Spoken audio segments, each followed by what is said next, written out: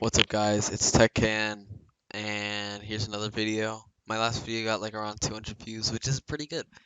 Thanks for watching that one.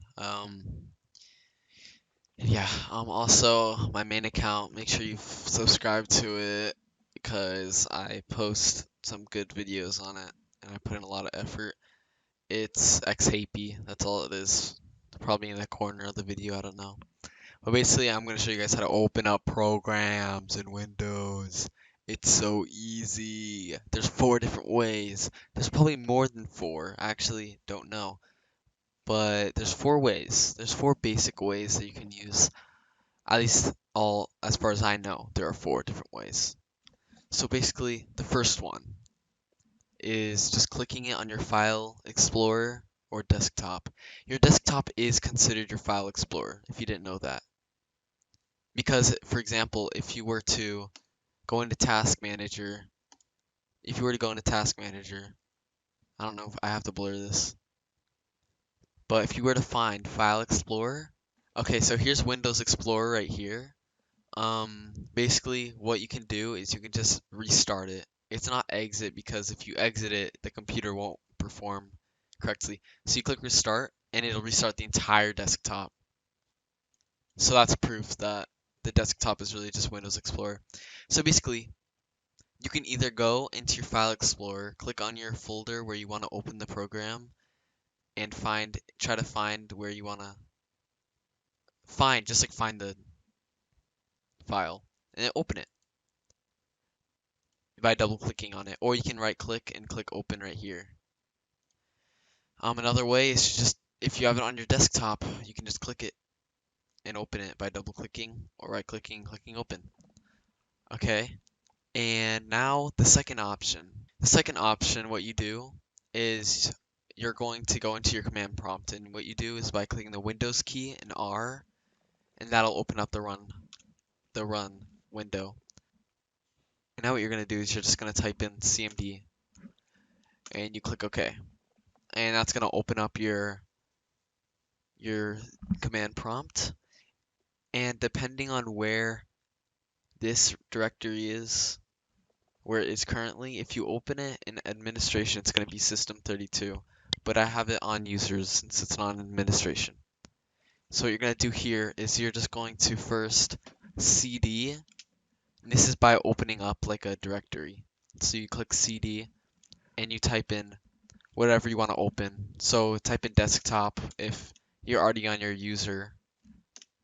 Type that in, it'll open up desktop. And now what you can do is all you have to do is just type in. That's all you have to do. And it'll open up the window. You just have to type in the program once you're on the correct directory by typing in cd and then whatever directory you want to open. For example, like C users, and it'll bring you to users, and you can just open a file in the users directory. Yeah. So now the third way is by opening PowerShell. This is a little more advanced than CMD. So what you're gonna do is you're just gonna you're gonna put in Windows key and R, but instead of doing CMD, you're gonna do PowerShell.